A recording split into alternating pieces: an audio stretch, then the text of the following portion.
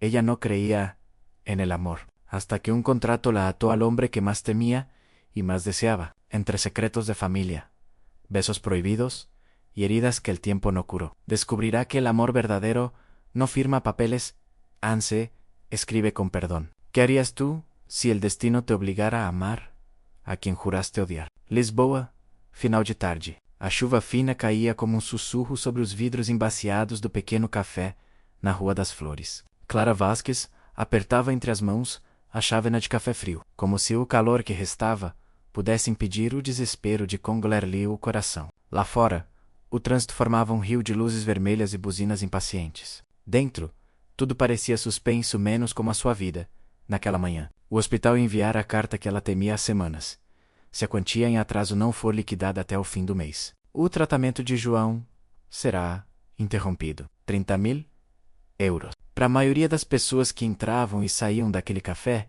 talvez fosse apenas um número. Para Clara, era uma sentença. Ela já vendera o anel da mãe, pedira empréstimos a amigos, aceitara turnos duplos no hotel onde trabalhava como recepcionista. Nada era suficiente. Estava prestes a desistir quando o destino, ou algo que se parecia com ele, entrou pela porta, um homem alto, elegante, envolto num sobretudo escuro, parou à entrada. O barulho da chuva pareceu cessar por um instante. O ar mudou. Os olhos de Clara encontraram os dele, frios, impenetráveis, com o brilho metálico de quem está habituado a mandar e a ser obedecido. Miguel Almeida, o nome que os jornais adoravam repetir. Herdeiro do Império Imobiliário Almeida Group, conhecido tanto pelo gênio nos negócios como pela incapacidade de sorrir. Aos 35 anos, Miguel tinha tudo: dinheiro, poder, reputação, tudo, exceto um coração que confiasse em alguém. Clara engoliu em seco quando ele se aproximou da sua mesa. Senhor Almeida? Sr. Almeida? Perguntou, levantando-se com nervosismo. Ele assentiu, sem sorrir. Sente-se, Sra. Vasquez. A voz dele era grave, controlada, mas havia um traço de curiosidade naquele olhar que analisava de alto a baixo. Clara não sabia o que esperar. Havia recebido o contato dele através da advogada de uma cliente do hotel. Um assunto particular? Dissera. Nada mais. Miguel pousou uma pasta de couro sobre a mesa. Liu, seu pedido de empréstimo, foi negado por falta de garantias, certo? Clara corou. Corou? Sim, senhor, mas não vim pedir mais nada. Eu sei. Ele abriu a pasta, retirando alguns papéis. Vim fazer-lhe uma proposta.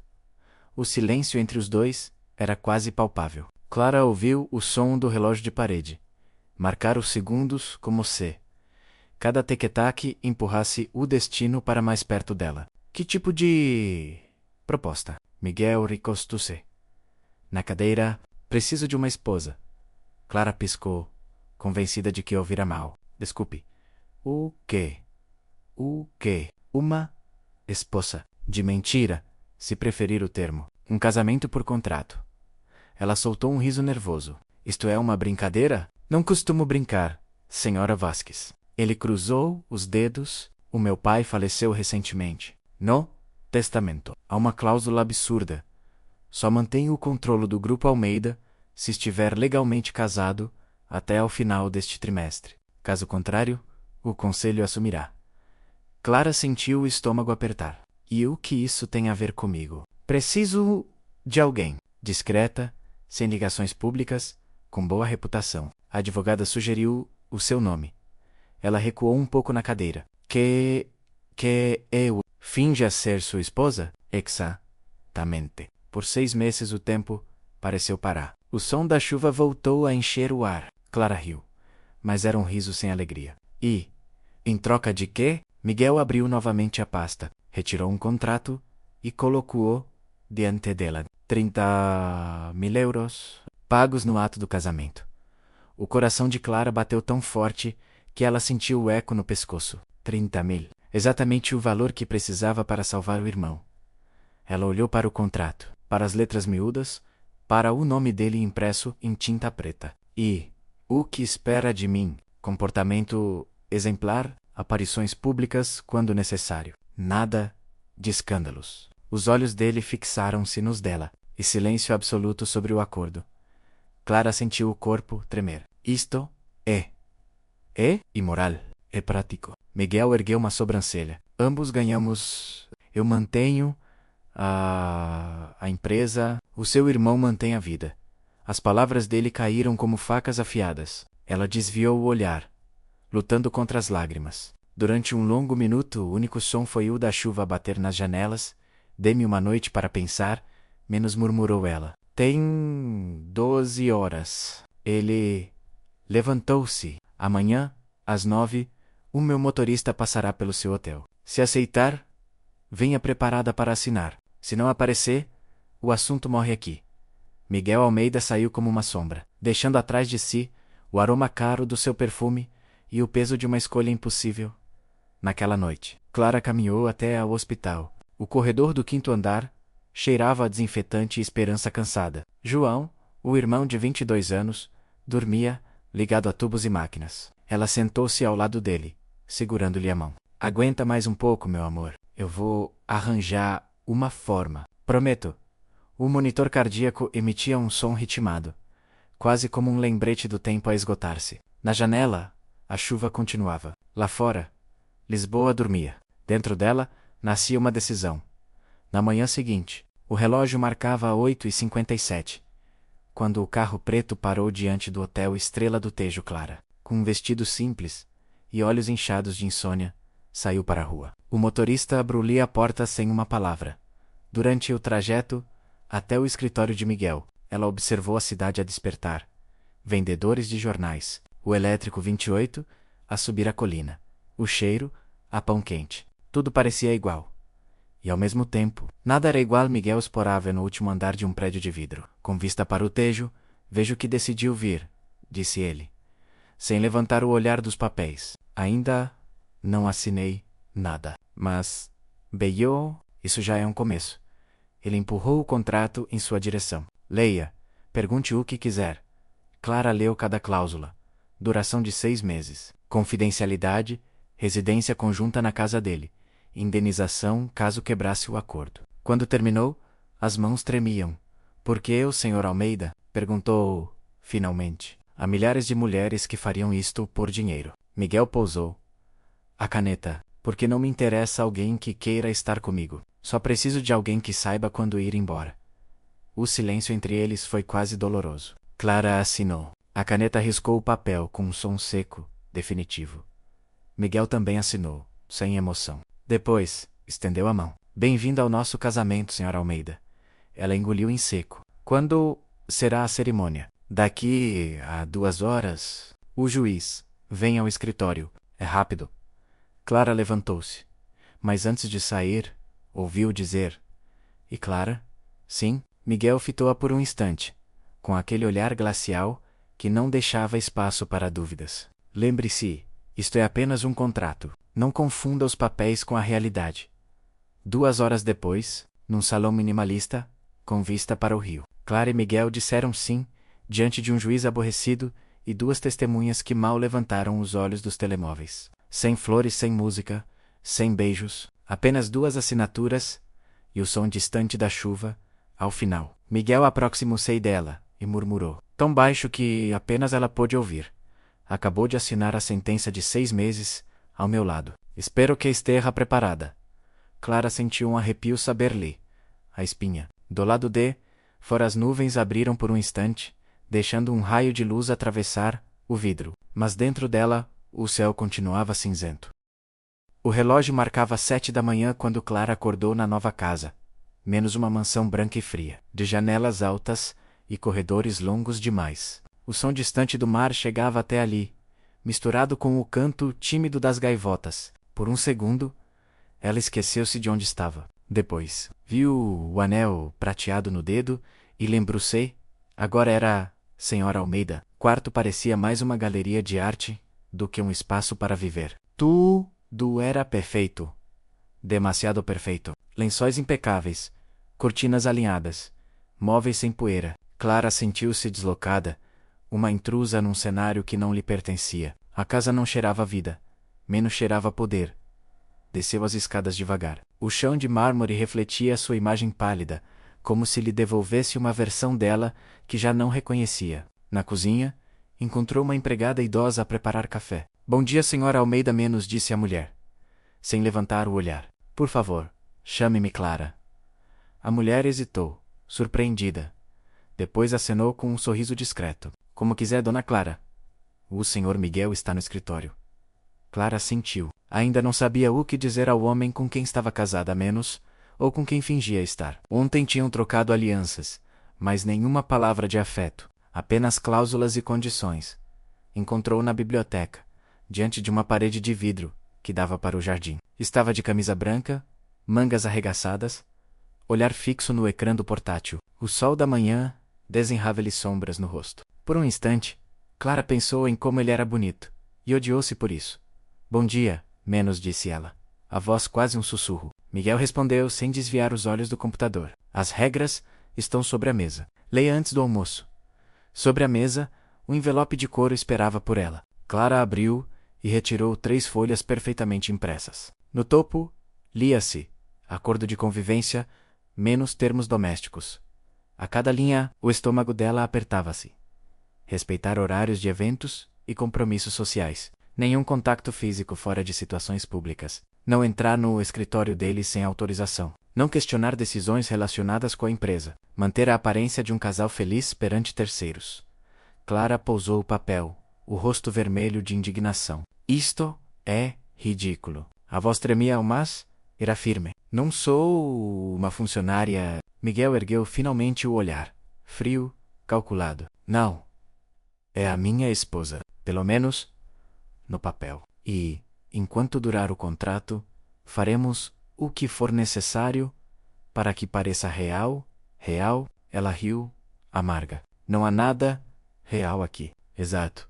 E é assim que deve continuar. Clara deu um passo em frente. Por que é que escolheu viver assim, sozinho, cercado de regras e medo? Miguel inspirou devagar, voltando a olhar pela janela. Porque quando se quebra uma regra, alguém acaba ferido. O silêncio instalou-se entre os dois, denso, quase palpável. Clara quis perguntar quem o tinha ferido, mas algo na rigidez dos ombros dele impediu-a. O almoço é às 13. Ele mudou de assunto. Vista-se apropriadamente. Vamos receber convidados. Naquela tarde, Clara conheceu o verdadeiro mundo de Miguel Almeida, menos uma sucessão de rostos sorridentes e palavras afiadas. Homens de fatos caros, mulheres de vestidos justos, taças de champanhe a tilintar. Clara, querida, ouvi dizer que o casamento foi uma surpresa a menos.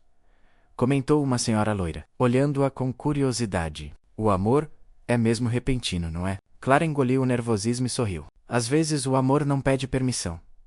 Miguel ouviu a resposta e, por um instante, o olhar dele suavizou, mas logo voltou ao modo habitual, distante, impecável. Durante o jantar, Clara observava-o de relance. Ele falava com os investidores, postura perfeita, voz segura, sorriso ensaiado. Um ator de si mesmo. Quando um dos homens fez uma piada sobre casamentos de conveniência, Miguel levantou o copo e respondeu: no fim, todos os casamentos são acordos. Alguns apenas têm cláusulas mais honestas. As risadas ecoaram, mas Clara sentiu o rosto queimar. Naquela noite, trancou-se no quarto e chorou em silêncio. Nos dias seguintes, as regras tornaram-se rotina. Pequenos gestos calculados. Jantar juntos. Sorrir em eventos, posar para fotos. Miguel tratava com cortesia, mas nunca com calor. Às vezes, Clara cruzava-o no corredor e ele limitava-se a acenar, como se fossem estranhos a partilhar o mesmo teto. Apesar de tudo, havia momentos fugazes, quase invisíveis, em que ela via outra coisa, como naquela manhã em que ele apareceu na cozinha, de mangas arregaçadas, a tentar preparar café. O senhor Miguel, na cozinha, gracejou ela. Isto é novo. É novo. A máquina está avariada menos, murmurou ele, concentrado. Quer ajuda? Não. 2 minutos depois, a espuma do leite transbordou e o café derramou-se pela bancada. Clara mordeu o lábio, para não rir. Quer mesmo que eu não ajude? Miguel suspirou. Faça o que quiser.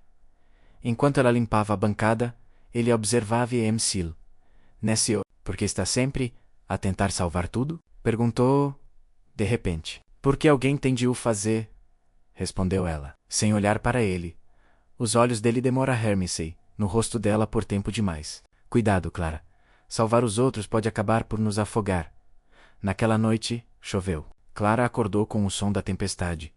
E sem saber por quê, foi até a varanda. No jardim, viu Miguel, de camisa, completamente molhado, a olhar para o céu. Aproximou-se, hesitante. Vai apanhar uma constipação, disse, estendendo-lhe uma toalha. Ele não respondeu, continuou a olhar o horizonte, os olhos cheios de algo que ela não conseguia decifrar. O que está a fazer aqui fora? Perguntou. Hoje faz 10 anos que a minha mãe morreu, menos, murmurou ele. Ela adorava a chuva. Dizia que o mundo ficava limpo por dentro. Clara ficou em silêncio. A chuva caía entre eles como um véu transparente. Sem pensar, pousou a mão sobre o braço dele. Lamento, Miguel. Ele olhou para ela menos, e pela primeira vez, o olhar não era frio. Era humano. Durante um segundo, o tempo parou, mas logo ele afastou-se. Volte para dentro, Clara. Isto não muda nada. Nos dias que se seguiram, algo mudou sim, mesmo que ele negasse. Miguel começou a aparecer mais vezes à mesa do pequeno almoço. Deixava que ela escolhesse o vinho ao jantar. Um dia, perguntou-lhe como estava o irmão. Pequenos gestos quase imperceptíveis. Mas Clara sentia. Certa tarde foi chamada ao escritório dele. O conselho vai insistir em entrevistas sobre o casamento, disse ele, folheando papéis. Precisamos de ensaiar. Ensaiar? Sim, ele ergueu o olhar.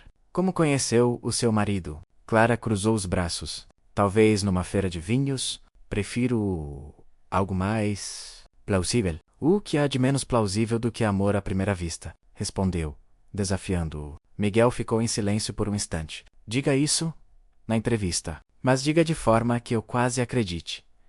O treino transforma o sei num jogo perigoso. Cada pergunta parecia uma armadilha. Cada resposta, um espelho. O que mais admira no seu marido? Perguntou ele, com ironia. A forma como tenta parecer de pedra, menos, respondeu Clara. Porque isso significa que ainda sente algo por dentro. Miguel franziu o sobrolho. Não sabe nada sobre mim. Talvez menos, disse ela, mas sei reconhecer alguém que tem medo de sentir. Ele aproximou-se devagar, até o espaço entre eles desaparecer. Cuidado, Clara. Está a confundir as coisas. Talvez o senhor é que tenha começado a confundir. O silêncio que se seguiu era quase uma promessa. Miguel recuou respirando fundo. Isto é, apenas trabalho. Claro, disse ela, e o coração é apenas um músculo. Nessa noite, a tensão tornou-se insuportável. Clara não conseguia dormir. O som dos passos dele no corredor ecoava como um eco no peito dela. Levantou-se e foi até a biblioteca. Lá estava ele, de novo, a beber uísque diante da lareira. Também não consegue dormir? Perguntou ela. Demasiado barulho aqui dentro. Ele tocou no peito. Não costumo lidar bem com isso. Ela sentou-se em frente a ele. Talvez precise de aprender. Miguel virou-se para o fogo. Ninguém me ensinou. O silêncio prolongou-se. O fogo crepitava. Lá fora, a chuva recomeçava. De repente ele levantou-se, aproximou-se e, sem dizer nada, beijou-a. Foi um beijo súbito, urgente, misto de raiva e rendição. Clara correspondeu por um segundo, e depois afastou-se, ofegante. O que está a fazer? Murmurou. Não sei, respondeu ele. A respiração pesada. Talvez esteja a quebrar uma regra. Ela tocou-lhe o rosto. Então, senhor Almeida, parabéns. Finalmente quebrou a própria prisão. Mas Miguel deu um passo atrás, o olhar de gelo a regressar. Foi um erro. Pois foi, disse ela, com um sorriso triste. O erro mais humano que já cometeu. Ela saiu da sala, antes que ele pudesse responder. Miguel ficou ali, imóvel, com o sabor do beijo ainda nos lábios e a certeza amarga de que, pela primeira vez em muitos anos, algo dentro dele tinha começado a derreter. A manhã amanheceu cinzenta sobre Lisboa, mas dentro da mansão Almeida o tempo parecia ainda mais pesado. O silêncio tornara-se um terceiro habitante, espalhando-se pelos corredores, infiltrando-se entre os gestos, as palavras e até os olhares. Depois do beijo, tudo mudara. Miguel continuava o mesmo. Frio, impecável, previsível. Mas Clara já não o era. Desde aquela noite na biblioteca, o seu corpo e o seu coração pareciam ter sido empurrados para uma fronteira desconhecida. O toque dele não a deixava em paz. O som da sua voz, mesmo quando distante, vibrava dentro dela como uma lembrança que não sabia se queria apagar ou reviver. Passaram-se dias, as rotinas repetiam-se. Mas agora havia algo diferente.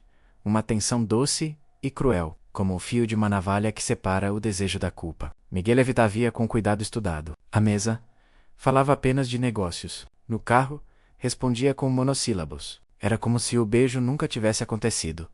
Mas, nos raros momentos em que os olhos se cruzavam, Clara via a verdade. Ele lembrava-se tão bem quanto ela.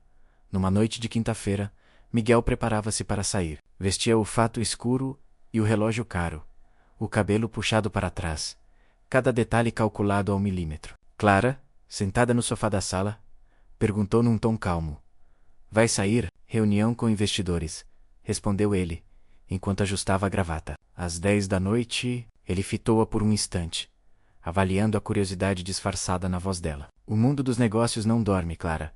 Ela engoliu a resposta que lhe subiu à boca e apenas assentiu, mas algo nela uma intuição antiga e teimosa. Sussurrou que havia mais naquela saída do que uma reunião. Horas depois, já passava da meia-noite e Miguel ainda não regressara. Clara caminhava pelo corredor, o som dos saltos a ecoar na madeira. Sem sono, decidiu ir até a biblioteca. Precisava de ler, ou fingir que lia. Quando entrou, reparou que a gaveta da secretária estava entreaberta. Não era habitual. Miguel era obcecado por ordem, menos cada livro, cada caneta, cada papel tinha o seu lugar exato. A curiosidade venceu o receio. Puxou a gaveta devagar. Dentro havia uma pasta preta, com o selo do tribunal e um nome impresso em letras pequenas. Testamento Almeida menos adenda. Confidencial. Clara hesitou. O bom senso dizia-lhe para fechar a gaveta, mas o coração, inquieto, empurrou-a para a frente. Abriu a pasta. O primeiro documento era familiar. O mesmo testamento de que Miguel falara na noite da proposta, menos a cláusula que o obrigava a casar-se para manter o controle da empresa. Mas por baixo havia mais. Uma carta. O papel, amarelado nas bordas, cheirava a perfume antigo. Reconheceu o nome da remetente Helena Vasquez. O coração de Clara parou. Vasquez, o seu apelido. As mãos tremiam quando desdobrou o envelope. Miguel, se estás a ler isto, é porque o meu silêncio já não tem sentido. O teu pai nunca soube da verdade. Quando nos conhecemos, eu era apenas a secretária dele, e tu eras o rapaz que sonhava construir o mundo com as próprias mãos. Mas um erro e um amor menos mudaram tudo. A filha que nasceu daquele verão não sobreviveu. Ou, talvez, sim. Fiz o que precisei para proteger todos. Perdoa-me, as palavras desfocaram-se sob o peso das lágrimas, que Clara nem percebeu que escorriam. Helena Vasquez. O nome da mãe dela. O chão pareceu desaparecer. O ar fugiu-lhe dos pulmões. Clara recuou. A carta ainda entre os dedos. A mãe. E Miguel. Não podia ser. Era absurdo. Mas o sobrenome, a letra, a data menos tudo coincidia. Ouviu o som do portão elétrico abrir. Miguel tinha regressado. Num gesto rápido, guardou a carta na gaveta e fechou-a. O coração bateu-lhe no pescoço quando ele entrou na sala. Ainda acordada? Perguntou, pousando as chaves. Não conseguia dormir. Forçou um sorriso. A reunião correu bem, como esperado. Tirou o casaco. Está tudo bem consigo? Parece pálida. Estou bem, só cansada. Miguel aproximou-se, preocupado. Pela primeira vez, Clara percebeu a ternura disfarçada por trás do olhar. Mas agora, cada gesto dele parecia uma mentira. Ela sentiu náusea, não pelo toque dele, mas pelo que suspeitava que pudesse ser verdade. Quando ele subiu para o quarto, Clara ficou na biblioteca, de pé, imóvel. A mente fervilhava com perguntas que não sabia se queria respostas. Miguel Almeida e Helena Vasquez. Seria possível? Possível. O contrato. O casamento. Estaria ela envolvida numa teia muito mais antiga, muito mais cruel do que imaginava? Na manhã seguinte, Clara fingiu normalidade. Prepara o café sorriu. Ouviu os planos dele para uma viagem de negócios ao porto. Mas por dentro, o medo crescia. Assim que ele saiu, voltou à biblioteca. Precisava de confirmar. Revirou pastas, gavetas, até encontrar uma caixa antiga de fotografias. Dentro, havia retratos a preto e branco, recortes de jornais, cartas antigas. Num dos envelopes, reconheceu novamente a caligrafia da mãe. Miguel, nunca mais nos veremos. O que tivemos deve permanecer enterrado. Cuida bem do teu pai. Eu cuidarei do meu segredo. Clara deixou-se cair no chão. A voz da mãe ecoa a Avelina Cabe, a misturada com a de Miguel, a falar de confiança, de contratos, de obrigações. Era por isso que ele a tinha escolhido. Não por acaso, ou por amor, mas porque sabia quem ela era. O telefone tocou, interrompendo o turbilhão. Era o hospital. A voz da enfermeira era calma, profissional, mas cada palavra era uma lâmina. O seu irmão teve uma recaída. Está em observação. Clara sentiu o mundo girar. Saiu de casa sem avisar. Pegou num táxi e seguiu direto para o hospital. João estava pálido, adormecido, fios e tubos por todo o lado. O médico explicou o que podia. Instabilidade, risco, necessidade de continuar o tratamento. Ela ouviu, sem realmente escutar. Tudo lhe parecia um castigo, menos como se o universo decidisse cobrar cada escolha errada. Horas depois, já era noite quando voltou à mansão. Miguel esperava menos-a na sala, o rosto fechado. Onde esteve? No hospital. No hospital. E não achou necessário avisar? O meu irmão podia ter morrido, Miguel. E eu podia ter ajudado, respondeu ele. A voz firme, mas com um brilho ferido. Se me tivesse dito, Clara aproximou-se, os olhos cheios de lágrimas e raiva. Ajudar?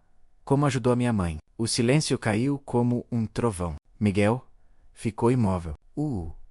Que disseste? Encontrei a carta. A voz dela tremia. Helena Vasquez. O nome diz-lhe algo? Ele empalideceu. Onde a encontraste? Na tua gaveta, no meio dos teus papéis. O tom dela tornou-se mais cortante. A minha mãe trabalhou para o teu pai, não foi? Miguel passou a mão pelo rosto. Por um instante, pareceu envelhecer 10 anos. Clara, não sabes do que estás a falar. Então, explica-me por que há uma carta da minha mãe dirigida a ti. Por que é que o meu apelido está num testamento da tua família? Ele tentou falar, mas a voz falhou. Clara aproximou-se mais. O nosso casamento foi uma farsa, mas agora percebo.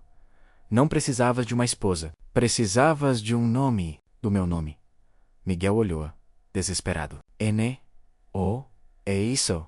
Então, o que é? Gritou ela. Diz-me a verdade. Ele inspirou fundo. O teu pai não era quem pensas. Clara sentiu as pernas fraquejarem. O que é que disseste? Helena e o meu pai tiveram um caso. As palavras saíram devagar, pesadas. Tu poderias ser filha dele. O mundo parou. O som do relógio na parede desapareceu. O ar tornou-se denso, quase irrespirável. Clara recuou, atordoada. Isso é mentira. Eu não sei ao certo menos, continuou ele, a voz embargada. O testamento foi alterado por causa disso. A cláusula do casamento. Era uma forma de o meu pai garantir que a herança se mantinha na família. E tu achaste que eu era a solução perfeita. Riu-se, amarga, que ironia deliciosa. Casar com a possível filha bastarda do teu pai. Miguel deu um passo em direção a ela, mas Clara recuou como se o toque dele fosse fogo. Afasta-te. Afasta-te. Clara, por favor. Eu não sabia quando te conheci. Só descobri depois. E mesmo assim, continuaste. As lágrimas corearam-lhe pelo rosto. Continuaste o jogo, continuaste o contrato. Ele tentou tocar-lhe a mão, mas ela afastou-se. Não me toques. Tudo isto é nojento. Miguel abaixou a cabeça. Eu tentei proteger-te. Proteger-me de quê? Da verdade? Do amor? Gritou. És igual ao teu pai. Usas as pessoas como peças num tabuleiro. A voz dela ecoou pelos corredores vazios. Por um instante, Miguel não respondeu. Depois, apenas disse: O meu pai destruiu tudo o que tocou. Eu jurei que nunca seria como ele. Mas acho que falhei. Clara virou-lhe as costas. Sim, falhaste. E desta vez, não é um contrato que vai salvar-te. Saiu, batendo a porta. Miguel ficou sozinho, rodeado pelos retratos antigos da família, com o som distante da chuva a bater nos vidros menos, como se o passado voltasse para o assombrar. A porta bateu com um som seco, ecoando pela mansão, como um trovão preso entre paredes de mármore. Miguel ficou parado e incapaz de se mover. As palavras de Clara ainda vibravam no ar, menos cortantes, definitivas, irreversíveis. Lá fora, a chuva engrossava, como se o céu partilhasse do mesmo desespero. Ele respirou fundo, mas o ar parecia faltar. Sentou-se no sofá, o olhar fixo no chão, as mãos a tremer. Durante anos, construíra muralhas à volta do coração, frias, sólidas, perfeitas, e em poucos meses, Clara Vasquez tinha derrubado cada pedra, uma por uma, agora. Restava ali apenas o vazio, no andar de cima. Clara arrumava as poucas coisas que lhe pertenciam. O vestido simples com que casara, a fotografia do irmão, uma caixa com as cartas da mãe. Cada objeto era um golpe de memória. A imagem de Miguel, o homem que prometera ser apenas um contrato, misturava-se com as palavras que a tinham destruído. Tu poderias ser filha dele. Clara olhou-se ao espelho. O reflexo parecia o de uma estranha. Olhos vermelhos, cabelo desgrenhado, rosto cansado. Que fizeste, mãe? Sussurrou. Que nos fizeste a todos. A lembrança do sorriso de Helena Vasquez atravessou-lhe a mente menos a voz doce. As histórias antes de dormir, a ausência de respostas sempre que perguntava pelo pai. Agora, tudo fazia sentido. Demasiado sentido. A raiva misturava-se com a dor, e ambas com uma ternura impossível de apagar. Pegou na mala. Antes de sair, olhou uma última vez para o quarto. Por um instante, imaginou Miguel ali a dormir tranquilo como se nada tivesse acontecido. Mas sabia que, mesmo quando dormia, ele nunca descansava. Fechou a porta devagar, o adeus mais silencioso da sua vida. Lá embaixo, o motorista esperava. Para onde, Sr. Almeida? Perguntou, sem perceber o caos invisível que ela carregava. Clara hesitou. O apelido soava-lhe estranho, quase ofensivo. Para o hospital, por favor. Miguel ouviu o som do carro afastar-se. Tentou correr até a janela, mas as pernas recusaram-se. O coração baixa-lhe, como um tambor surdo. Ela foi-se embora. E pela primeira vez, o medo não era perder o império. Era perdê-la a ela. Dirige-se à biblioteca. A gaveta onde guardara a carta da mãe de Clara estava aberta. O envelope fora do lugar. Pegou nele, leu as palavras outra vez, procurando nelas algo que o absolvesse. Fiz o que precisei para proteger todos. Perdoa-me. Miguel riu. Um riso rouco e sem humor. Proteger, murmurou, sempre a maldita palavra. O som de um trovão encheu o ar. Ele abriu o bar, serviu-se de um copo de uísque e bebeu de um só trago. Depois, atirou o copo contra a parede. O estilhaço ressoou, como um grito contido. Subiu até ao escritório, ligou o computador e começou a rever documentos menos contratos, relatórios, tudo o que pudesse distrair a mente. Mas cada linha de texto se transformava no rosto de Clara, cada número no eco da voz dela. Às 3 da manhã, cedeu, encostou-se à cadeira e fechou os olhos. Clara passou a noite no hospital, ao lado do irmão. O quarto era pequeno, as luzes demasiado brancas. João dormia, sereno, inconsciente do caos à sua volta. Ela segurava-lhe a mão. E pela primeira vez, em muito tempo, sentiu medo de verdade, menos medo de perder tudo o que ainda a ligava à vida. Na manhã seguinte, uma enfermeira entrou com um envelope na mão. Chegou isto para si, Senhora Vasquez. Clara franziu o sobrolho. Para mim? De quem? Foi entregue por um motorista.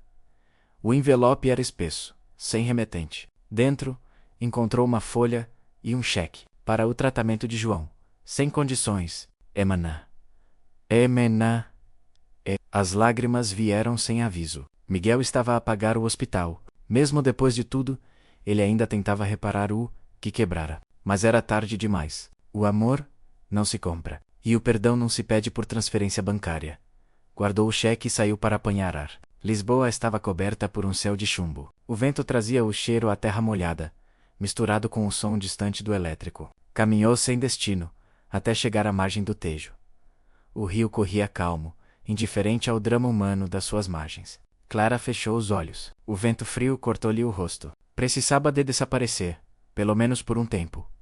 3 dias passaram. Miguel não dormiu, não comeu, não foi à empresa. O conselho de administração começava a pressioná-lo. O casamento era um escândalo prestes a arrebentar. Alguém divulgara a informação sobre o contrato, e jornais começavam a insinuar que a esposa do magnata era apenas uma fachada, Sr. Almeida. Isto é grave, disse o seu advogado. Se não esclarecer a situação, o conselho pode destituí-lo. Miguel levantou-se da cadeira, exausto. Deixe-os destituir-me. Está a dizer que vai desistir? Desiste. Só ainda não assinei os papéis. O advogado olhou-o, incrédulo. E...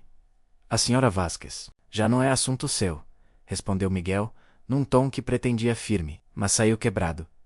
Quando o homem saiu, Miguel abriu o cofre e retirou um envelope selado. Dentro, havia uma fotografia antiga. Ele, o pai e uma jovem secretária, Helena Vasquez. Os olhos dela eram os mesmos de Clara. A mesma expressão, o mesmo fogo. Por um momento, a imagem pareceu ganhar vida. Se me estás a ouvir, Helena menos sussurrou. Prometo que não vou repetir os teus erros. Pegou nas chaves do carro e saiu. Clara estava sentada no jardim do hospital quando o viu aproximar-se. Miguel desceu do carro devagar, o fato amarrotado, o olhar cansado. Que estás a fazer aqui? Perguntou ela, levantando-se. Bim, Berté, e ao teu irmão. Não tens esse direito. Ele parou a poucos passos. Tens, Rash. Mas deixa-me dizer isto. E depois nunca mais me vês. Clara cruzou os braços, o vento agitando-lhe o cabelo. Tens 2 minutos. Miguel inspirou fundo. Quando o meu pai morreu, descobri que tinha deixado uma cláusula absurda no testamento. Mas havia algo mais. Uma carta. Nela confessava que tivera uma relação com Helena Vasquez e que talvez houvesse uma criança. Eu procurei essa criança. Queria garantir que ela fosse protegida. Quando te conheci, não sabia quem eras. Só depois, ao ver o apelido, comecei a temer o pior. Mandei investigar. Clara mordeu o lábio, tentando controlar a raiva. E o que descobriste? Que nada era conclusivo. O teu registro de nascimento, o nome do teu pai, as datas. Tudo ambíguo. O meu pai podia ser o teu pai. U-N-O-N. E mesmo assim, casaste comigo. Eu precisava de tempo. E juro-te, Clara, o contrato deixou de importar no dia em que te beijei.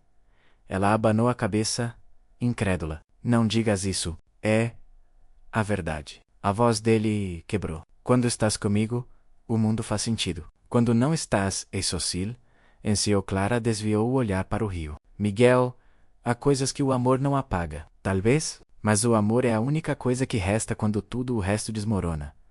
O vento soprou forte, trazendo o cheiro da chuva. Clara deu um passo atrás. Preciso de tempo. Leva o tempo que precisares. Eu espero. E se nunca voltar? Miguel sorriu. Triste. Então saberei que, por um breve momento, tive algo verdadeiro. Ele estendeu-lhe um envelope. O resultado do teste de ADN, disse com voz baixa. Ainda não abri, não consegui. Clara olhou para o envelope, mas não o pegou. Guarda-o, algumas verdades não salvam ninguém. Ela virou-se e começou a caminhar. Miguel ficou a viê-la afastar-se, cada passo um golpe lento, até que desapareceu na curva da rua. A chuva começou a cair de novo, lavando tudo menos a dor. Nessa noite, Miguel voltou à mansão. Estava escura, silenciosa, deserta, a lareira apagada, as flores murchas, o perfume dela já quase ausente. Subiu as escadas, entrou no quarto dela e encontrou o anel de casamento sobre a almofada. Pegou nele e fechou a mão com força. Depois, abriu o envelope do ADN. O papel tremia-lhe nos dedos. Lá estava. Resultado negativo. Sem vínculo genético. Miguel riu. Um riso de alívio e desespero, ao mesmo tempo. A verdade libertava-o. Mas já era tarde. Clara tinha ido embora. E ele percebia agora que o contrato nunca fora o problema. O verdadeiro cárcere era o medo. O medo de amar. Sentou-se na cama e olhou pela janela. O luar caía sobre o tejo, prateado e calmo. Fechou os olhos e, pela primeira vez, em muitos anos, chorou. No hospital, Clara recebeu um envelope no dia seguinte. Dentro, Apenas uma folha. Não somos prisioneiros do passado. Se o destino me deixar, prometo encontrar-te na próxima vida. M. Ela fechou os olhos. Uma lágrima rolou. Olhou para o irmão a dormir e, pela primeira vez desde o início, sorriu. Um sorriso pequeno, cansado, mas vivo. Talvez o amor não fosse um contrato. Talvez fosse apenas a coragem de começar de novo. Lá fora, o sol voltava a brilhar sobre Lisboa. A manhã chegou pálida sobre o Tejo, e com ela uma cidade que parecia ter desaprendido à pressa. Miguel observou o rio da janela da biblioteca, o papel do laboratório pousado sobre a mesa, como um talismã inútil, sem vínculo genético. 2 palavras capazes de desatar um nó antigo, e ainda assim, incapazes de lhe devolver o que perdera. A casa estava silenciosa, tão silenciosa que ele conseguia ouvir a própria respiração. Há dias que o conselho de administração lhe deixava mensagens com prazos, ameaças polidas com bites para esclarecimentos. Não respondera. Como explicar a homens de gravata que, de repente, a única coisa que fazia sentido não era a empresa, mas uma mulher que escolhera partir? Pegou no telemóvel. Procurou o contato de Clara. Leu e apagou 3 mensagens antes de se render ao vazio. Em vez disso, escreveu um e-mail ao departamento jurídico. Convocar Assembleia Extraordinária. Assunto: declaração pública. À tarde vestiu um fato escuro. Quando entrou na sala de reuniões no último andar do prédio de vidro, todas as cabeças se voltaram. O Tejo brilhava ao fundo, azul de cortar o fôlego. Mesa, homens e mulheres observaram-no com uma curiosidade que cheirava a sangue. Senhor Almeida, começou o presidente do conselho, ajustando os óculos. Há jornais a insinuar que o seu casamento é contratual. Precisa de negar. Hoje Miguel pousou um envelope à sua frente. Não vou negar. Um rumor atravessou a mesa, um bater de asas impaciente. Então, o senhor admite? Insistiu o presidente, incrédulo. Admito a minha covardia. Admito a minha tentativa de controlar o que não se controla. Admito o contrato. A voz de Miguel saiu calma, mas firme. E assuma as consequências? Consequências? O senhor pode ser destituído. Então, que me destituam. Ergueu o olhar. Mas há algo que não podem tirar a verdade. Ninguém se atreveu a falar durante alguns segundos. Miguel abriu o envelope. Cópias do contrato, a cláusula do testamento. E, guardado em separado, sem circular, o resultado do ADN, faremo-lo de forma transparente. Primeiro, comunicaremos à imprensa. Depois, assumirei a minha responsabilidade e apresentarei um plano de transição. A Almeida Group sobreviverá a isto. Sei, mas não me interessa mais governar através do medo. E a sua esposa? Perguntou alguém ao fundo, com um tom que misturava curiosidade e veneno. A minha esposa é livre. A resposta veio sem hesitação. E a sua privacidade será protegida. Qualquer fuga de informação sobre a identidade dela será motivo de processo. O silêncio que se seguiu não era de concordância nem de oposição. Era o silêncio raro de quem percebe que algo, finalmente, está a ceder no lugar certo. O presidente pigarreou, desarmado. Muito bem, Sr. Almeida. Se o pretende fazer, faça-o depressa, antes que alguém o faça por si. A conferência de imprensa foi marcada para o dia seguinte. Luzes, microfones, um mar de rostos. Miguel subiu ao púlpito sem notas. Trazia no bolso um papel que não ia ler. Boa tarde. O meu nome é Miguel Almeida. O burburinho calou-se. Fui criado para acreditar que o mundo se governa com regras. Cresce a pensar que se controlássemos tudo, nunca seríamos feridos. Não é verdade. Inspirou. Casei-me por contrato. Foi um erro. Não porque o contrato exista, mas porque o medo existia antes dele. As câmaras aproximaram. Alguém levantou a voz. Quem é a sua esposa? Onde ela está? A minha esposa é uma pessoa decente. Miguel pousou as mãos no púlpito. O erro é meu. A minha história termina aqui. A dela recomeça onde quiser. Não responderei a perguntas sobre a sua identidade. Mas, o que vier a partir de hoje, recaire sobre mim, não sobre ela. Outra pergunta. Vai demitir-se? Vou deixar o cargo quando a transição estiver assegurada. E hoje, pela primeira vez, isso não me assusta. Quando saiu, o corredor parecia mais largo. O céu, mais baixo. Ele não sentiu alívio, sentiu apenas verdade.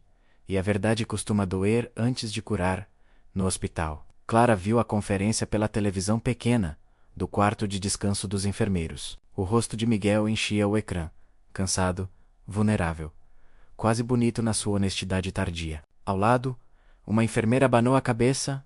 Homens ricos, quando decidem ser humanos, é sempre em horário nobre.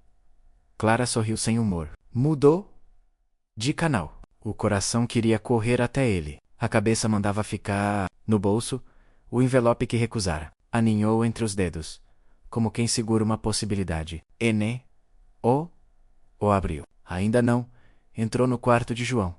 Ele dormia com uma calma recém-recuperada. O médico dissera que, com o novo tratamento, a curva finalmente se inclinava a favor Bais ficar bem. Sussurrou, beijando-lhe a testa. Nem que eu aprenda a consertar o céu com as minhas próprias mãos.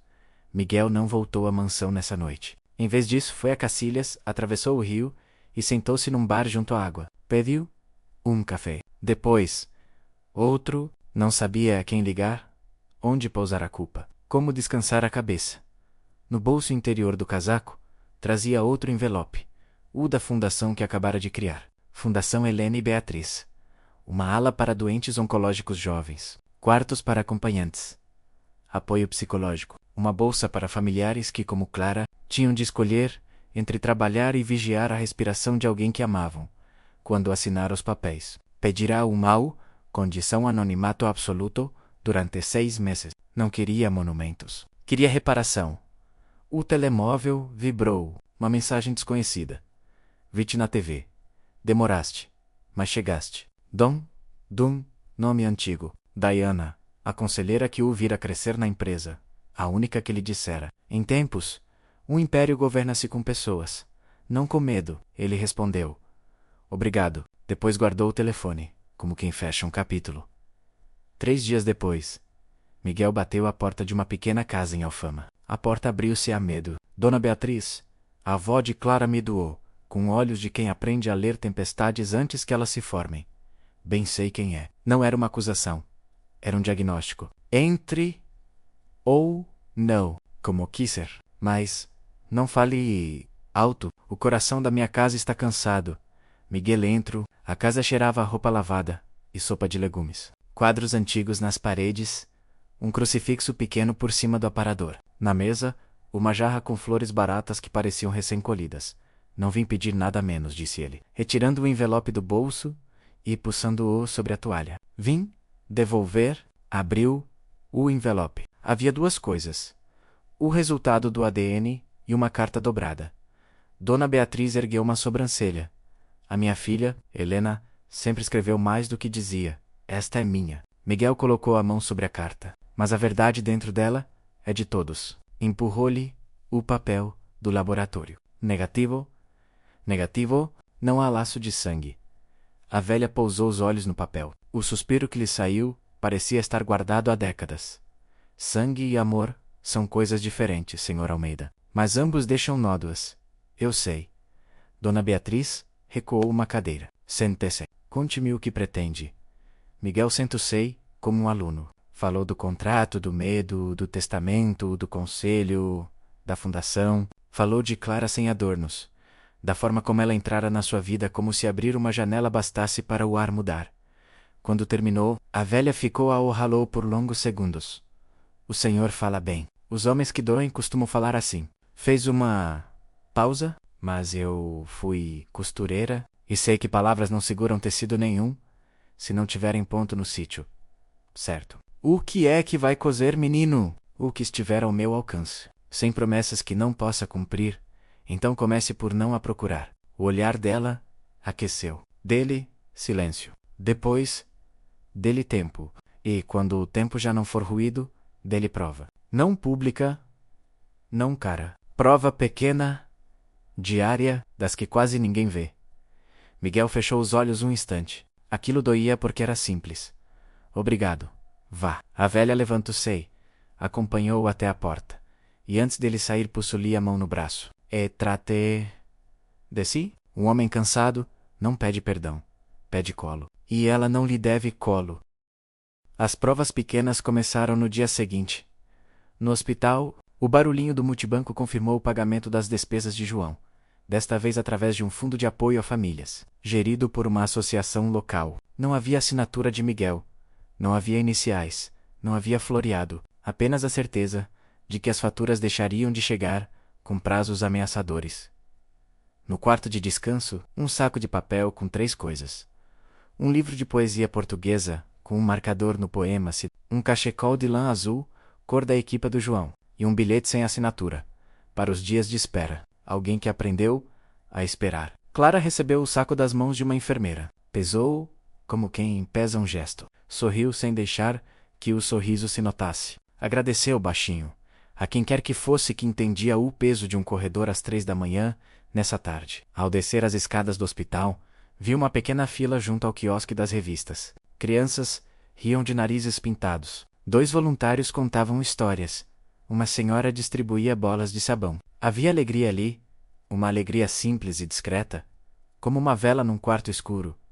Quem organizou isto? Perguntou Clara à recepcionista. Uma associação. Vieram sem alarde, disseram que era de amigos. A mulher encolheu os ombros. As crianças adoraram. Clara ficou a ver, imóvel, pela primeira vez em semanas. A cidade pareceu menos pesada sobre os ombros. Na outra margem do rio, Miguel recomeçou a trabalhar, não na empresa, mas em si. Voltou à psicóloga que abandonara anos antes, quando decidira que sentir era uma perda de tempo. Falou da mãe, do pai, da chuva como ritual, da culpa como profissão, do amor como susto. Chorou 2 vezes. E saiu sem vergonha. À noite, via o Tejo do outro lado. Parecia um animal antigo, paciente, seguro de que todas as coisas, um dia, encontram o seu caminho para a água. Telefonou a Diana. Preciso de alguém para me ajudar a desenhar a transição. E, outra coisa, calou-se. Diz, quero vender a casa grande. Comprar outra, menor, com janelas que se abrem. E para que quer isso? Para aprender a viver sem eco. Diana riu do lado de lá, finalmente. 2 semanas passaram. O escândalo amansou. Como todos os escândalos, o conselho aceitou um plano de transição. Miguel passaria a presidência executiva a uma dupla mais jovem. Manteria uma posição no conselho consultivo durante 1 ano. Sem voto deliberativo. Era o mais perto de uma queda sem humilhação. Numa manhã de sábado, Miguel foi à Feira da Ladra, nunca lá fora. Havia crianças a correr, velhos a regatear, turistas a fotografar tudo. Comprou um candeeiro antigo, um vinil de Amália e uma moldura de madeira clara. No caminho de volta, parou junto à sé. Entrou. Sentou-se. Não rezou. Respirou. Ao sair, sentiu uma coisa nova no peito. Espaço, nesse mesmo dia, atravessou até a costa. Em Cascais, alugou um T2 branco. Paredes gastas pelo sal. Varanda com vista ao longe. A casa cheirava a nada menos. Isso, pela primeira vez, pareceu-lhe um bom princípio. Abriu as janelas até baterem nas paragens. Pousou a moldura vazia na cozinha. Ainda, era uma promessa que o assustava menos do que qualquer contrato já assinado. No hospital, João teve alta parcial para passar uns dias em casa. O médico explicou o plano. Voltar semanalmente para tratamentos. Seguir com fisioterapia leve. Cuidar do espírito, como se cuida do corpo. Clara saiu com ele ao fim da tarde. Lisboa estava dourada. Um músico tocava guitarra na esquina. Um miúdo vendia castanhas. O cheiro enchia a rua de conforto e saudades. Disto, disse João. Olhos a brilhar. Cachecol azul ao pescoço. Saudades da rua a acontecer. A rua nunca deixou de acontecer. Tolo. Foste tu que tiveste de parar. E tu, olhou. Alto. Vais voltar a acontecer? Quando? Clara sorriu, empurrando-o devagar na cadeira de rodas. Um dia de cada vez. E o outro senhor, o de cara de poucos amigos e coração de muitas horas. Ela revirou os olhos. Concentra-te em curar, João.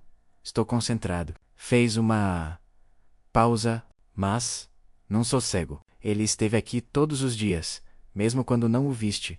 Clara parou. O vento trouxe aquele cheiro antigo de maresia e pão. A cabeça sabia que João tinha razão. Cora. O coração é teimoso. À noite, quando ele adormeceu, Clara sentou-se à mesa, com um envelope que adiara por semanas. As mãos tremeram menos do que esperava. Abriu o negativo.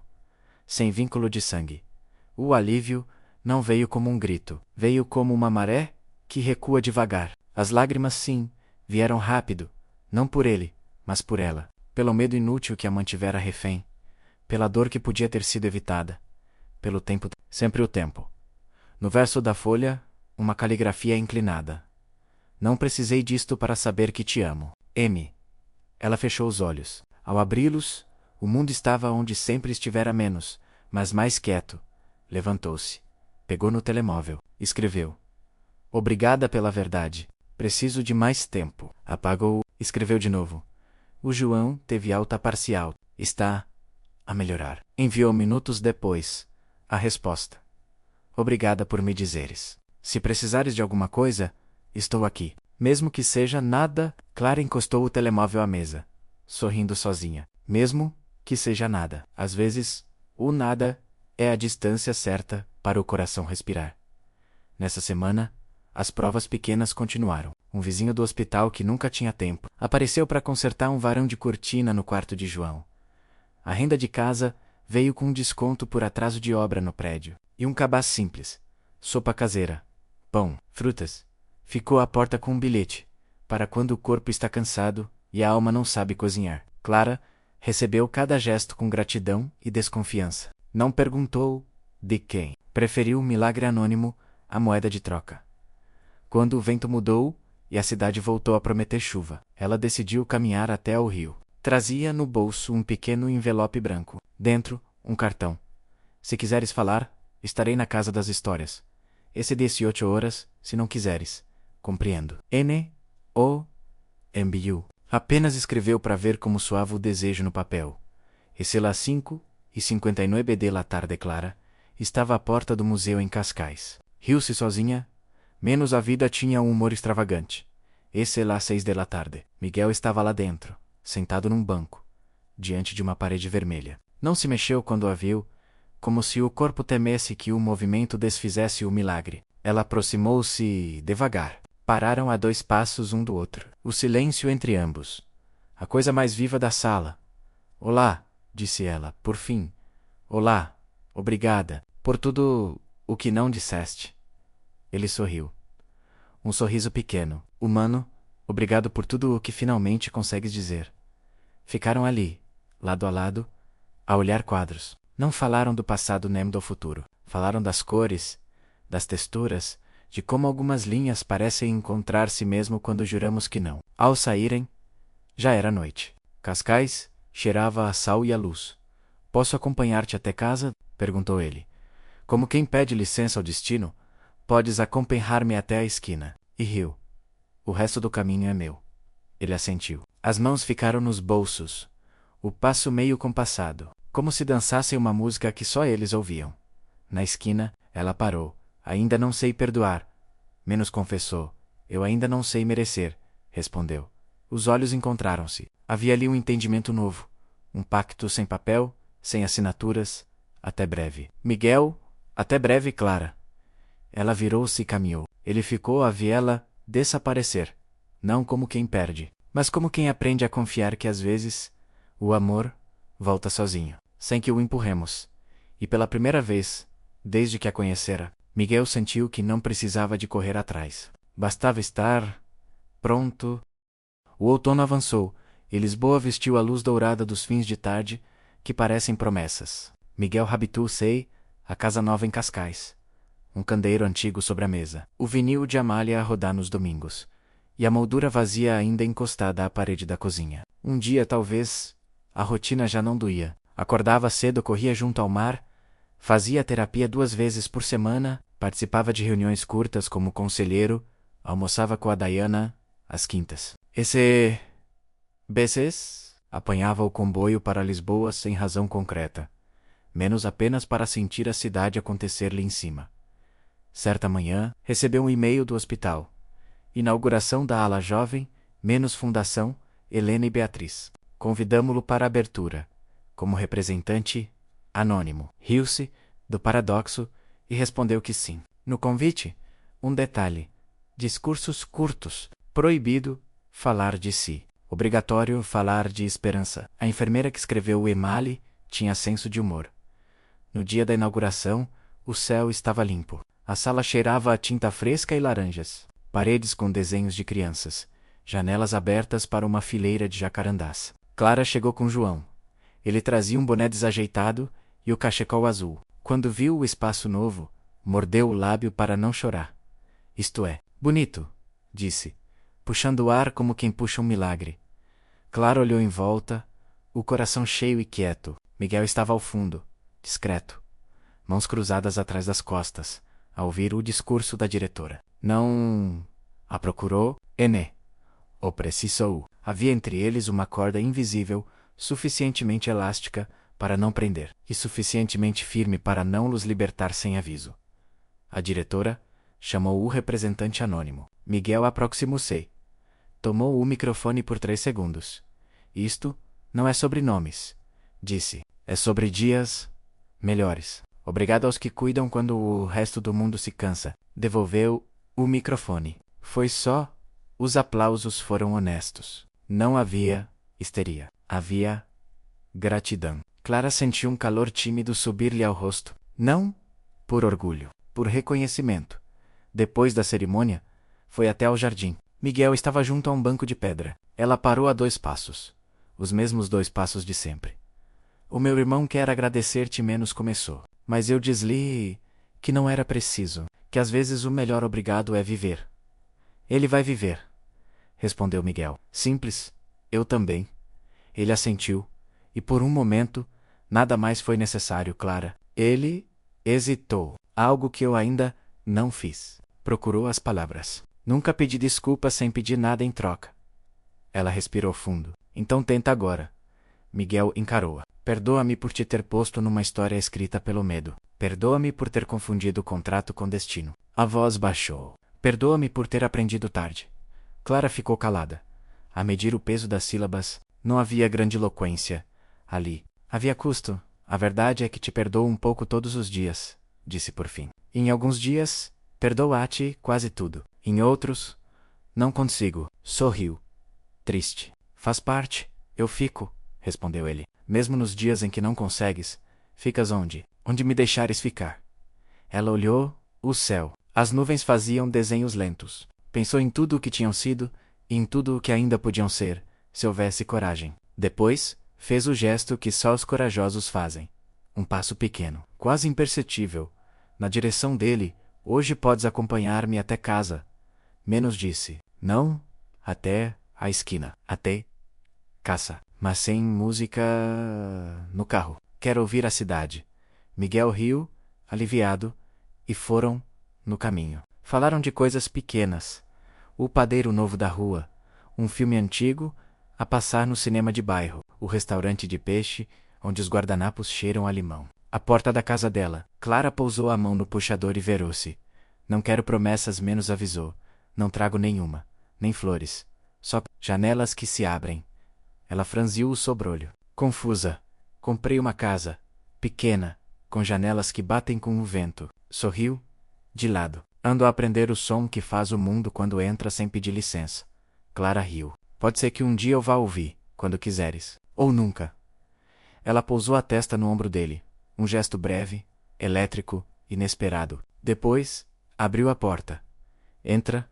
O João está a aprender a fazer esparguete, sem colar a panela. Preciso de mais um adulto para supervisionar o desastre. Miguel entrou. A casa cheirava a gelo e a riso ansioso. João ergueu a mão, num aceno tímido, como quem entra numa equipa nova. Miguel arregaçou as mangas. O esparguete, colocei a panela. Claro. Clara riu até as lágrimas. E naquela cozinha pequena Dulce, a cena mais rara. 3 pessoas a aprenderem, pacientemente a caber no mesmo plano. Os dias seguintes não foram perfeitos. Houve mal-entendidos mínimos. Mensagens respondidas tarde, reuniões que se estenderam, consultas que atrasaram, cansaços que não combinavam. Mas entre uma coisa e outra, foram inventando uma gramática comum. Miguel deixava bilhetes na fruteira. Hoje comprei laranjas, salva-me uma. Clara punha um casaco dele no bengaleiro para quando te esqueceres que tens frio. João criou um grupo no telemóvel chamado Comer e Respirar, onde coordenava os almoços de sopa e as caminhadas de 15 minutos, num domingo de chuva mansa. Miguel levou-os A ver o mar, sentaram-se no muro encharcado, com papelotes de batata frita nas mãos. A ver as ondas baterem contra as pedras como se fosse a primeira vez que o mar descobria que sabia ser março. Clara encostou a cabeça ao ombro dele. Um gesto mais longo desta vez. João fingiu que não viu e sorriu para o telemóvel, como quem acena um futuro que chega devagar. Sabes, disse Clara, perdoar não é esquecer, é escolher lembrar de outra maneira. Eu sei, respondeu Miguel. E amar não é prometer, é aparecer. Ela virou o rosto até os olhos o encontrarem. Então aparece amanhã, amanhã e depois de amanhã. E nos dias em que não sou digno de aparecer, vou bater a porta para aprender como se faz. Clara riu. O riso de quem já não precisa de se proteger de cada palavra aman. Esse 8. O João tem consulta. O banco da sala asparitei às 7h50. Sem atrasos, sim senhora, e traz café. Forte, trago. Ficaram ali, a ver o março. Não fizeram planos grandiosos. Não precisaram de finalizações definitivas. O ato 4 não terminava com fogos, mas com uma certeza nova, havia luz suficiente para o caminho até ao fim. O resto seria escrito pela paciência. Naquela noite, Miguel voltou para Cascais, antes de dormir. Pegou a moldura vazia e colocou dentro uma fotografia que tirara sem que ninguém visse. Clara e João a rirem, cheios de molho de tomate. Na cozinha pequena onde o Sparguite resolvera colar a panela como se quisesse ficar para sempre.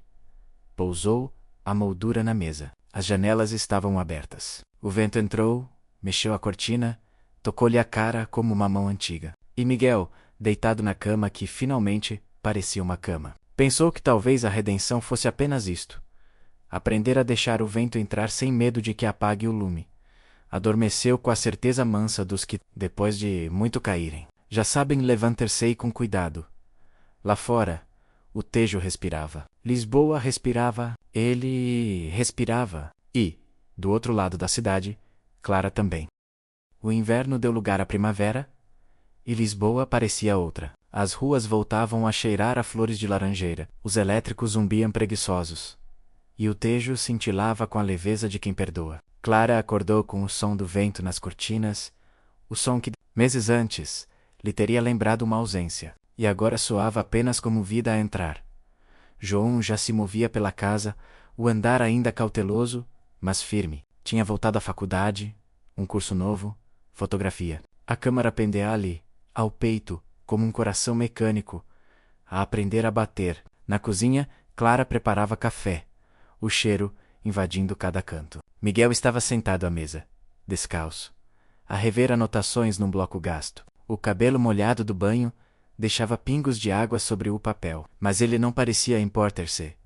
Vens para o pequeno almoço ou é reunião com um café? Perguntou ela, divertida. Depende de quem estiver na reunião. Sou eu, entregou-lhe uma torrada. E não aceito atrasos. Miguel sorriu, aquele sorriso novo, mais leve, que ainda o surpreendia. Então fico, sempre.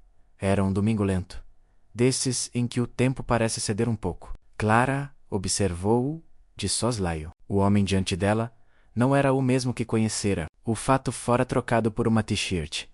O olhar severo por um sossego que custara caro. Ela também mudara menos as cicatrizes. Agora eram mapas, não feridas. No parapeito, um vaso de manjerico pequeno crescia torto. Clara estendeu a mão, endireitou-o. Este, também, é teimoso. Aprendeu contigo. Miguel pousou a caneca, sempre a desafiar o vento. Ela olhou-o, e por um momento, o silêncio bastou. Já não precisavam de grandes declarações, menos bastava a constância. À tarde, foram à fundação. A ala jovem estava cheia de cor, vozes, cheiro a sopa quente. João fotografava os pacientes e os enfermeiros, as mãos que cuidavam, os sorrisos que sobreviviam. Clara ficou parada a vê-lo. Miguel aproximou-se por trás. Em silêncio, está a vê-lo? Murmurou. É assim que se cura o tempo. Com pequenas coisas que demoram. Ela acenou, emocionada. Nunca pensei que o veria assim outra vez. Eu também não pensei que te veria assim. Assim? Como? Com luz no rosto, ela virou-se e o olhar deles cruzou-se, sem urgência, sem medo. A dor antiga já não morava ali. Ficara como parte do chão sobre o qual agora caminhavam. Na saída, Clara reparou numa placa nova na entrada do edifício. Fundação Helena e Beatriz, menos ala jovem. Porque o amor cura o que o tempo não entende. Ela pousou a mão sobre o letreiro, devagar, como quem abençoa algo. Obrigada, menos sussurrou. Miguel apertou-lhe a mão. Obrigado a ti, por não deixares que eu fugisse de mim. Nos meses seguintes, começaram a reconstruir o que a tempestade deixara. Miguel entregou oficialmente a presidência da empresa, como prometera. Tornou-se consultor de projetos sociais, algo que o fazia sair do escritório e entrar em escolas, abrigos, ruas. Clara, por sua vez, começou a escrever pequenos contos, memórias disfarçadas de ficção, histórias de pessoas que aprendiam a amar tarde, mas bem. Publicava num blog modesto chamado Janela Aberta. Um dia, ao entrar na sala, Miguel encontrou-a diante do computador, concentrada. Que escreves? Um texto novo. Posso ler? Ainda N. Sorriu. Está a meio. Como tudo o que vale a pena. Ele inclinou-se, beijou-lhe o ombro, e da sua continuar. O texto começava assim. Um dia, ele aprendeu que o amor não era uma palavra de 4 letras, mas uma casa com janelas abertas, onde o vento entra sem pedir licença, e ninguém tem medo de o deixar ficar. Quando terminou, Clara suspirou. Miguel já dormia no sofá, o livro caído no peito. Aproximou-se, ajeitou-lhe o cobertor, e ficou a observá-lo. Pensou em quantas vezes quase o perdera, e em quantas vezes, sem perceber, ele a salvara.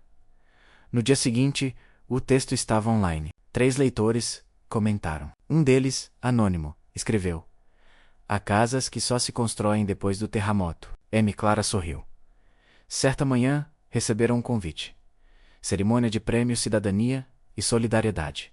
Câmara de Lisboa. A fundação fora nomeada para um reconhecimento público. Miguel não queria ir. Não preciso de medalhas. Clara cruzou os braços. Não se trata de ti. Trata-se das pessoas que ajudaste. E se alguém me fizer perguntas sobre o passado, então responde com um presente.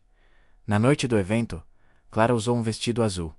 Simples. Miguel, o mesmo fato do dia do contrato, agora sem gravata. O auditório estava cheio. Quando o apresentador anunciou a fundação, Clara empurrou Miguel levemente. Vai. Vem comigo. Não, sorriu. Desta vez, é mesmo tua vez. Ele subiu ao palco, olhou a plateia, respirou fundo. Há um tempo em que achamos que o sucesso é o contrário do fracasso. Depois aprendemos que o verdadeiro sucesso é sobreviver-lhe. Pausa. Eu tive sorte. Conheci pessoas que me ensinaram que o amor não é contrato, é caminho. E que às vezes o perdão chega de mansinho, como a luz da manhã. Obrigado. Os aplausos encheram a sala. Clara, na plateia, aplaudia com lágrimas nos olhos. Na viagem de volta, dentro do carro, a lua acompanhava-os. Miguel conduzia devagar. Lembras-te da primeira vez que te levei de carro? Como esquecer? Estava a tentar decidir se eras arrogante ou apenas infeliz. E o veredito. As duas coisas riram. E agora? Agora és teimoso mais aprendível. Ele riu. Aprendível é uma palavra nova. Eu invento uma sempre que preciso de nomear o que ainda não existe. Pararam à beira-rio. Miguel desligou o motor. A cidade refletia-se na água, tremendo em luzes douradas. Acreditas em destino, Clara? Perguntou ele. Acredito em escolhas que se repetem até acertarem. E se te pedisse para escolher outra vez? Escolher o quê? Isto? Nós? Ela ficou em silêncio. Depois, estendeu a mão e entrelaçou os dedos nos dele. Miguel, eu nunca deixei de escolher. Só precisei de reaprender o como. Ele virou o rosto, encostou a testa dela. O beijo veio lento, maduro, diferente. O tipo de beijo que não promete eternidade, mas presença. Dias depois, Miguel surpreendeu-a com uma visita a Cascais. Traz só uma mala, disse. Misterioso. Que andas a tramar? Vais ver. Chegaram ao fim da tarde. A casa pequena, branca, com janelas abertas, esperava. Miguel abriu a porta e entrou primeiro. No centro da sala, uma mesa posta para 2. Velas pequenas, flores simples. Clara olhou em volta, reconhecendo o candeeiro, o vinil, a moldura. Agora com a fotografia deles e de João. Trouxeste tudo? Só o que cabia num começo. Ela percorreu a casa devagar. As paredes guardavam o cheiro do mar, e a varanda dava para o pôr do sol. Esta casa é perfeita. Não é perfeita. Miguel sorriu. Mas tem janelas que se abrem. Clara aproximou-se, os olhos brilhando. Como disseste, às vezes o amor volta sozinho, mas às vezes volta e traz malas. Riram. Miguel estendeu a mão. Ficas? Fico. Mas sem contrato, só uma cláusula. Nunca fechar as janelas. Aceito. O vento entrou, suave, fazendo as cortinas dançarem. E pela primeira vez, Clara sentiu que tudo estava no lugar certo. A noite caiu mansa sobre Cascais. Na varanda, o mar respirava devagar, e as luzes do paredão pareciam constelações pousadas na água. Clara acendeu uma vela pequena e pôs-a, ao lado da moldura, com a fotografia. Miguel e João a rirem, molho de tomate no queixo, o caos bom de quem já não tem medo de caber. Há um som novo na casa, menos disse ela. O vento? Miguel encostou-se ao parapeito. Ou talvez sejas tu a entrar. A campainha tocou. João apareceu com uma caixa de madeira e um sorriso de conspirador. Trégua para os adultos. Pousou a caixa na mesa. Presente de inauguração. Kit de começos. Dentro, 3 coisas. Um sino de porta antigo, um rolo de cordel e um saco de sementes de manjerico. Para que serve o cordel? Perguntou Miguel. Para amarrar promessas no sítio certo, respondeu João, e o sino, para nunca esquecerem que há quem entre sem bater. As boas notícias fazem assim. Tilinte. Clara riu, emocionada. E as sementes? As janelas não são nada sem um cheiro que as justifique. Plantaram juntas as sementes num vaso largo. João prendeu o sino no interior da porta. O som ficou leve, feliz. Depois, abraçou os dois. Amanhã volto à faculdade. Não façam filmes sem mim. Sem ti, não há terceira temporada a menos, disse Miguel, a fingir seriedade. Exato. João piscou o olho. E lembrem-se, as melhores histórias não têm vilão. Tem pessoas que desaprenderam o medo. Quando ele saiu, a casa ficou num silêncio vivo. Ficas? Perguntou Miguel, sem camadas. Fico, Clara encostou a cabeça ao ombro dele. Mas hoje quero jantar de pé, na varanda, a ver a sopa arrefecer. Sopa arrefecer. É heresia. O amor também foi durante muito tempo. E sobrevivemos. Comeram devagar, encolheradas distraídas, a falar de nada e de tudo. O padeiro que lhes guardava o pão de véspera, a vizinha que cantava fado desafinado às quintas, o elétrico que apitava como um pássaro cansado. Às vezes calavam-se, só para ouvir a casa. E a casa respondia com estalos bons na madeira, a vela dançar. O vento a entrar sem cerimônia. Na semana seguinte, voltaram a Lisboa para visitar Dona Beatriz. A velha estava sentada à janela, um chá-lhe às flores, e um olhar que via mais longe do que as ruas. E então? Perguntou ela. Mal os dois entraram. Aprenderam a fechar portas, sem trancar o coração. Estamos em curso intensivo, disse Miguel. Há cursos que se fazem a vida toda. A velha bateu com a palma na cadeira ao lado. Senta-te, menina. Virou-se para Miguel. E tu? Vai à cozinha. Traz 3 chávenas. O perdê, o bebê sei quente. Enquanto o chá arrefecia, Dona Beatriz tirou da gaveta um envelope antigo, amarelado. Helena deixou-me isto. Disse que era para quando a menina fosse suficientemente adulta para ler com bondade. Pousou o envelope na mesa e olhou Clara. Penso que chegaste? Clara respirou fundo. Abriu a carta. A letra inclinada da mãe encheu-lhe os olhos. Filha, se este papel te chegou às mãos, é porque sobreviveste ao que eu temi. Perdoa-me o silêncio. Às vezes calei para não te prender a dores que não eram tuas. Nem tudo o que não se diz é mentira. Às vezes, é só cuidado. Se um dia encontrares alguém que te ensine a abrir janelas, fica mesmo que assuste. Com amor, Helena. Clara fechou os olhos. Uma lágrima teimosa a cor-lhe pela fez. Ela sabia, menos sussurrou. Sabia que um dia ia precisar de abrir as janelas por dentro. Miguel segurou-lhe a mão por baixo. Da mesa menos um. Um gesto simples, inteiro. Obrigado, Dona Beatriz, disse ele. Não me agradeças nada, menino. Agradece-lhe a ela. O olhar da velha suavizou. E a ti próprio, por teres deixado de mandar mais do que pudeste amar, saíram já com a tarde a descer. Lisboa estava morna, cheirava a castanhas. No elétrico, um músico tocava Foi Deus. Clara encostou-se ao vidro e viu o tejo a surgir.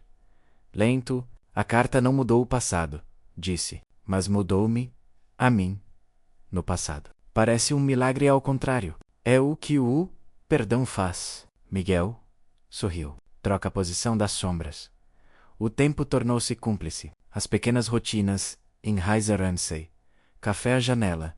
Lista de compras partilhada. Mensagens bobas durante o dia. O manjerico sobreviveu ao teu canto. Miguel foi aprendendo a linguagem da casa. Quando aparar silêncios, quando regar risos, quando fechar cortinas para proteger ternuras. Numa madrugada de domingo, Clara acordou com o braço dele a procurar o dela na cama. Havia luz de luar no teto e sal no ar. Não consigo dormir menos, murmurou ele. Queres falar? Não sei bem falar do que não dói. Então, sente. Ela pousou a mão no peito dele. É assim que se chama. Ficaram a ouvir as ondas. E a noite não precisou de confidências. Às vezes, a cura é só ter para onde encostar a cabeça quando o mundo se desliga.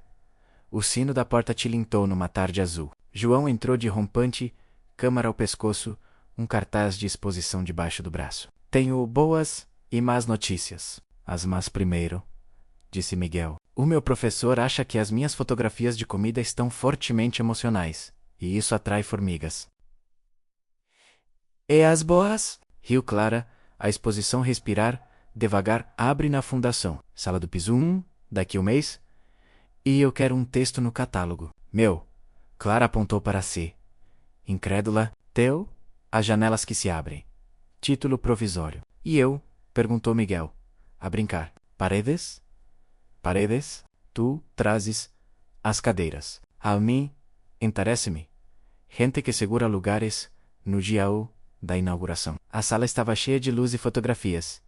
Mãos, olhos, copos de água. Corredores, camas, relvados, um cachecol azul pendurado, como se alguém o tivesse deixado de propósito para voltar. No catálogo, o texto de Clara. A casa não é o que se compra, é o que se aprende a respirar. E o amor, às vezes, é só isto. Não fechar a janela quando o vento muda. Miguel leu em silêncio, e sem dar por isso, ficou com os olhos úmidos. João fingiu não reparar, e abraçou os dois, um braço para cada lado. Como quem garante que o quadro não cai do prego, nesse fim de tarde. Na varanda, Miguel colocou um pequeno prego por cima da ombreira da porta, e, como o cordel do kit de começos, amarrou uma chave. Paracu? Paracu? Perguntou Clara. Para quando algum de nós se esquecer de como se entra. Ele sorriu. A chave fica sempre do lado de fora. Clara encostou a testa à dele. E a janela, do lado de dentro, nunca fecha. Nunca o sino tocou devagar, como quem abençoa. O manjerico crescia verde e teimoso que eles dão. Ar? Perguntou Miguel. Aqui? Aqui, ele ligou o vinil de Amália. Baixo, dançaram descalços, 2 passos para lá, 2 passos para cá, a cadência de quem já não tem medo de parecer bonito. O mar fazia o resto. Alguns meses depois, numa manhã de verão, Clara acordou antes do sol. O céu ainda era uma promessa pálida. Escreveu 2 linhas num papel e possuou. Na almofada fui ver o mar. Volto com o vento. Miguel levantou-se, preparou o café, esperou na varanda. Quando ela regressou, trazia um envelope pequeno. Para ti, entregou-lhe, tímida. Dentro, um convite de cartolina simples. Uma casa com janelas, menos almoço de vizinhos, amigos e sobreviventes. Traz o teu prato preferido e a tua história. Não aceitamos flores. Aceitamos janelas. Estás a? Os olhos dele brilharam. Estou a abrir a casa. Clara mordeu o lábio, divertida. O João está a tratar da música e das cadeiras. A dona Beatriz faz sopa. A Diana disse que traz limonada. E tu? Eu trago o resto. As pessoas... No dia marcado, a casa encheu-se. Risos no corredor. Cheiros de cozinha, vozes na varanda, o sino a tocar de 5 em 5 minutos. Houve histórias, houve silêncios que valiam histórias. Houve um brinde austero e certo. Ao que ficou, porque foi amado. Ao cair da tarde, Quando o último vizinho se despediu e o mar voltou a ser deles, Miguel e Clara ficaram na varanda. Mãos dadas sobre a mesa vazia. Sabes qual foi o momento em que tive a certeza? Perguntou ele.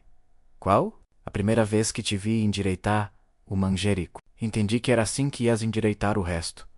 Sem barulho, sem pressa, sem pedir licença, e eu soube quando te vi a abrir as janelas e a não fugir do vento. Ficaram calados, o silêncio dos que pertencem. O sino tocou sozinho, levado pela aragem. Miguel riu. Isto foi o destino? Não, disse Clara. Isto fomos nós a escolher, até acertar. A noite chegou. A vela na mesa vacilou e apugucei. E num reflexo, os dois olharam ao mesmo tempo para as janelas. A cortina dançava. Deixe estar, disse Clara, a sorrir. O vento sabe o caminho. E assim ficou Duas Chabenas. Uma casa pequena, um vaso verde e um sino de porta a lembrar que o amor, quando aprende a voltar, não precisa de chave, precisa de janelas.